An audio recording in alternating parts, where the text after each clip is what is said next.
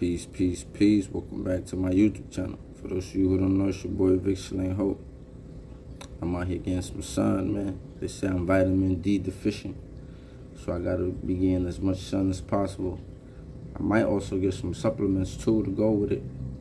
But you know, summertime about to be here, so I'm definitely gonna be in the sun a lot. But anyway, so boom. The other day I'm out there getting some sun. You know, I'm out here getting some sun or whatever. I'm just chilling in Harlem, and I see the CEO. I don't know if any of y'all seen my story, but the CEO that told me she was gonna have a friend for me when I got out. Remember, a friend. I seen her, and it was crazy because like I didn't expect to see her. She was like walking and stuff. I don't know if she was walking to her car. I don't know. She might be from Harlem. I don't know, but I'm just sitting there and I'm like, I see her walking, and I'm like, you know, it was a little chilly that day, so I was a little wrapped up. Had like my hoodie and stuff. So I see her. When I see her, I was like, I called her by her last name, right? So I'm like, oh, what's up? Like, I take my hoodie off and stuff, like, you know, so she could like fake recognize me. But I felt like she didn't recognize me. Like, she was like, when I said her name, she was kind of like, she was like, hey, but you know when somebody says hi to you, but you could tell they don't remember you? Or sometimes people be playing that they don't remember people. But also, I feel like sometimes CEOs be scared. She's probably like the second CEO I've seen on the outside. I seen another CEO that she happened to be there when in one of my stories where son snuck me when I was going to the barbershop in the morning. So yeah, I happened to see her. She was pregnant when I seen her. She was at a barbecue.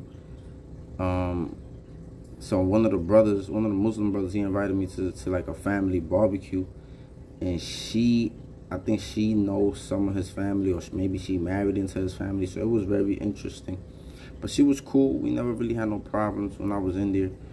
I feel like I never really run into CEOs that I had a problem with on Rikers Island. But anyway, but the other lady, she was like, when I seen the other lady, she was kind of like, what's up? Like, but she was like, kind of like, you know, I mean, she was around family, so it was a little different. But I feel like a lot of times CEOs don't really like running into people. Most CEOs, well, there's some CEOs that don't really care because they're nice people. They don't really be violating nobody or whatever. So anyway, I seen this chick, and then I'm like, yo, like, it's me. Like, so she was like, I don't really remember. She said, I don't really remember you. And then I'm like, so I mentioned the house that she used to work at in the Beacon. And I felt like once I mentioned the house, it was just like, she was not trying to remember who I was. It was mad funny though. But you could, like, her face looked mad funny. It just looked like she was uncomfortable.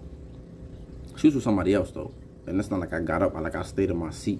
And at first she was trying to remember, but I felt like once I mentioned Rikers Island, the house, she was just kind of like, hi, okay, have a good one, okay? and she kept walking with her friend. I mean, what was she supposed to do? She wasn't supposed to stop, right? Yeah, it was mad funny though. It was funny because I remember telling y'all the story, so I was just kind of like, what's the irony, right, of me seeing her, you know, after all these years? Because that was like, this had to be like around 2012. Well, I went upstate 2012, but this had to be 2011, 2012. So it's crazy. So this is like 10 years later. But the world is definitely small, man. You never know, man. That's why I be telling people, some of the people in there, like, you never know where you're gonna see people, man. Like, so treat them right, you know. The funny thing is, she used to tell me, she was like Spanish, and she used to tell me out her own mouth how she didn't mess with black people, right?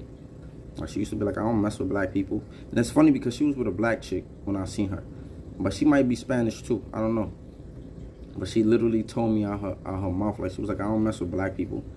And this is the CEO. Like, if you listen to my story, she definitely had a problem with me until she realized that my last name was Spanish, right? It was a Spaniard last name.